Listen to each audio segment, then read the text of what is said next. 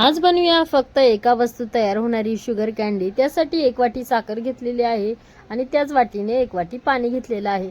त्याचा चांगला पाक तयार करून घ्यायचा आहे। पाक तयार झाला की त्यामध्ये घालायचा आहे 1 चम्मच लिंबू रस आणि परत एकदा पाक व्यवस्थित मिक्स करून घ्यायचा आहे। तर पाक चेक करण्यासाठी एका वाटीमध्ये पाणी घेतलेलं आहे, त्यामध्ये थोडासा पाक घालायचा आणि चेक करायचं की पाकाची गोळी तयार होते की नाही।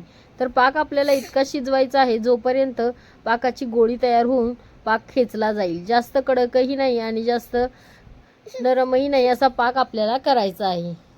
आता पाक आपला तयार झालेला आहे। गॅस बंद करायचा आणि पाक थंड होण्यासाठी ठेवायचा। तर या प्रकारे मी कढईमध्येच पाक मिक्स करून घेत आहे थंड होण्यासाठी आणि त्यानंतर थोडंसं थंड झाल्यावरती एका प्लेटमध्ये बटर पेपर घातलेला आहे आणि त्यावरती सर्व पाक काढून घेत आहे।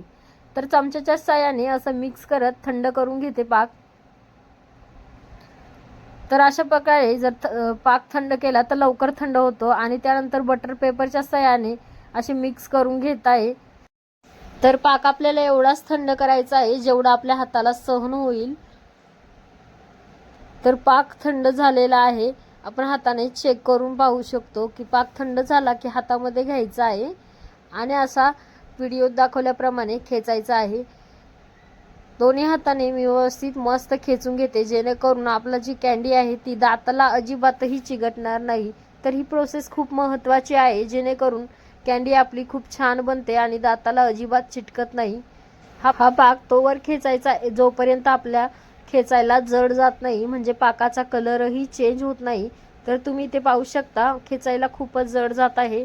स्टार्टिंगला मी इझिली खेचत होते, आता मला खेचत नाही, एवढा जड जातोय आणि पाकाचा कलरही सफेद झालेला आहे। एवढा आपल्याला पाक खेचून त्याची सरळ एक लाईन केलेली आहे आणि त्याला सुरीच्या साहाय्याने कट करून घेतलेले आहे। तुम्ही पाहिजे त्या आकारामध्ये कॅन्डी कट करू शकता। तयार आहे आपली मस्त कॅन्डी।